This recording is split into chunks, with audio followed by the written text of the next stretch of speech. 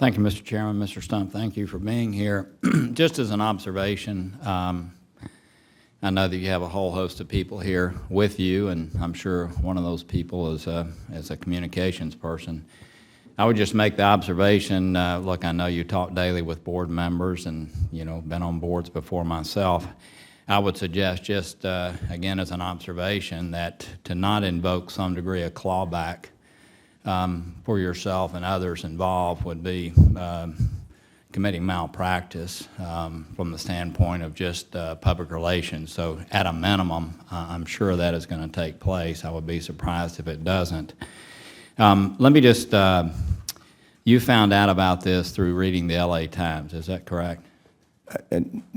No, I don't recall back in 13 exactly the time frame, but I learned about it later in 2013. Remember, I'm sorry. But it sounds like it really was brought to your attention after a story in a newspaper. Well, that's when the focus really began. I'm not criticizing that. I'm just asking. The only thing I want to make, Senator Corker, is that we had dismissed a number of people, and that's what caused the LA Times. The story. Yeah. So y'all had taken some actions. They wrote a story, and exactly. Yes. Your board. I know public boards today. Intense scrutiny. There's all kind of committees that are set up. When did the board realize that you had a unit that was committing fraud? It seems to me that that's one of those things you flagged pretty quickly, or at least a committee of the board. Yes, and I just want to say, these team members, you're absolutely right. They did not do us right. It was. I didn't ask that. Okay. I'm asking you when the board became aware that you had a unit that was involved in committing fraud. Yeah, it would have been later 2013 and then 2014 and on. So they weren't even aware of the LA Times story. Oh, I think that was later in 2013. I'd have to go back and check my records, and it's the best of what I remember. But it was sometime, later 13, surely in 14. I read a story about Ms. Tolstead today. I don't know her.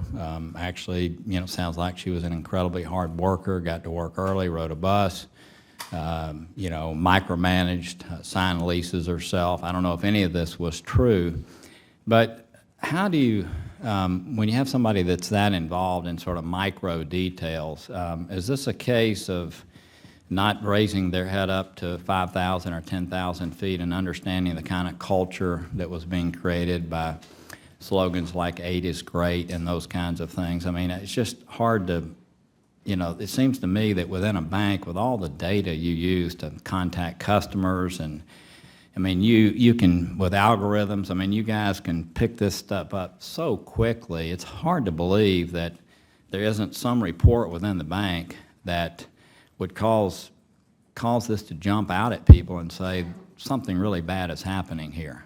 Yeah, Senator Corker, I think that's a good question. And in a retail business where you have 100,000 people in seats at any one time in our 6,200 branches, there is a lot of turnover. And I'm not justifying in no. But any one case. But there's an officer, there's a compliance officer. Absolutely. And all banks have these. I mean, Sure. Y'all are regulated to death, and that's their job. And this is something that you would think would be flagged and jump out at someone who was in that job. Thank you, and that's what I was trying to explain, that in her business, surely she was, I believe, and reporting situations where there was ethical breakdowns and cash. But not to the board.